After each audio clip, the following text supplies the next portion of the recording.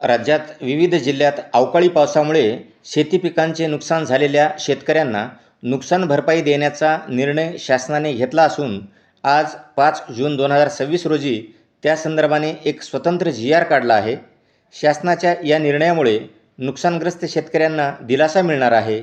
तर मग हा जी.आर. काय आहे ते आपण पाहू. तर महाराष्ट्र शासनाच्या महसूल व वन विभागाने दिनांक 5 जून 2026 रोजी अवकाळी पावसामुळे बाधित शेतकऱ्यांना मदत देण्याबाबत मार्च 2026 असा एक शासन निर्णय काढला आहे. या शासन निर्णयानुसार अतिवृष्टी, पूर व चक्रीवादळ यासारख्या नैसर्गिक आपत्तीमुळे शेती पिकांचे नुकसान झाल्यास पुढील हंगामामध्ये उपयोगी पडावे याकरिता शेतकऱ्यांसाठी निविष्ठा अनुदान स्वरूपात एका हंगामात एक वेळेस याप्रमाणे राज्य आपत्ती प्रतिसाद निधीमधून विहित दराने मदत देण्यात येते. तसेच राज्य आपत्ती प्रतिसाद निधीच्या इतर मान्य बाबीकरिता देखील विहित दराने मदत देण्यात येते. खरीप 2025 व यापुढील कालावधीकरिता केंद्र राज्य शासनाने अधिसूचित केलेल्या नैसर्गिक आपत्तीमुळे झालेल्या शेती पीक नुकसानीबाबत द्यावयाचे निविष्ठा अनुदानाचे दर व निकष शासन निर्णय दिनांक 27 मार्च 2023 प्रमाणे देय राहील. असा शासन निर्णय दिनांक 30 मे 2025 रोजीच्या शासन निर्णयान्वये घेण्यात आला आहे. त्यानुसार दिनांक 27/3/2023 रोजीच्या शासन निर्णयातील निकष व दर यानुसार विभागीय आयुक्त छत्रपती संभाजीनगर, नागपूर यांनी संदर्भ क्रमांक 4 ते 6 येथील पत्रान्वये मार्च 2026 म्हणजे मार्च 2026 या कालावधीत अवकाळी पाऊस यामुळे झालेल्या शेती पिकांच्या नुकसानीसाठी निधी मागणीचा प्रस्ताव सादर केला आहे. त्या अनुषंगाने खालीलप्रमाणे निर्णय घेण्यात आलेला आहे.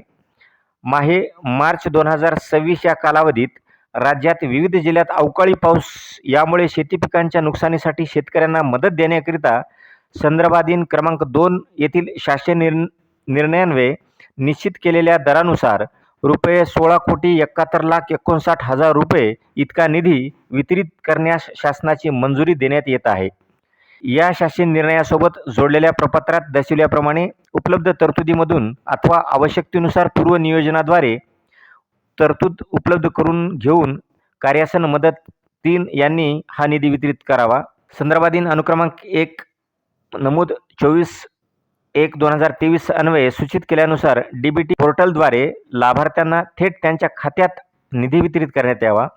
सोबतच्या प्रपत्रामधील सर्व लाभार्थ्यांची माहिती विहित नमुन्यात काळजीपूर्वक तयार करून संबंधित अधिकाऱ्यांनी ती संगणकीय प्रणालीवर भरून मान्यतेबाबत नियमानुसार कार्यवाही करावी. तथापि चालू हंगामामध्ये यापूर्वी शेती पिकांच्या नुकसानीकरिता वितरित करण्यात आलेल्या मदतीच्या निधीमध्ये या प्रस्तावांतर्गत मागणी करण्यात आलेल्या निधीचा समावेश नाही याची दक्षता घ्यावी. कोणत्याही लाभार्थ्यांना मदत देताना द्विरुक्ती होणार नाही याची तहसीलदार यांनी व जिल्हाधिकाऱ्यांनी कटाक्षाने काळजी घ्यावी. हा निधी खर्च करताना संदर्भाधीन सर्व शासन निर्णयातील सूचनांचे व निकषांचे काटेकोरपणे पालन करण्यात यावे. ज्या प्रयोजनासाठी निधी मंजूर करण्यात आला आहे त्याच प्रयोजनासाठी सदर निधी खर्च करावा. ही मदत देताना नैसर्गिक आपत्तीकरता विहित केलेल्या अटी व शर्तींची पूर्तता होत असल्याची खात्री सर्व संबंधितांनी करावी. लाभार्थ्यांना मदत वाटपाची कारवाई पूर्ण झाल्यानंतर लाभार्थ्यांची यादी व मदतीचा तपशील जिल्ह्याच्या संकेतस्थळावर प्रसिद्ध करण्यात यावा.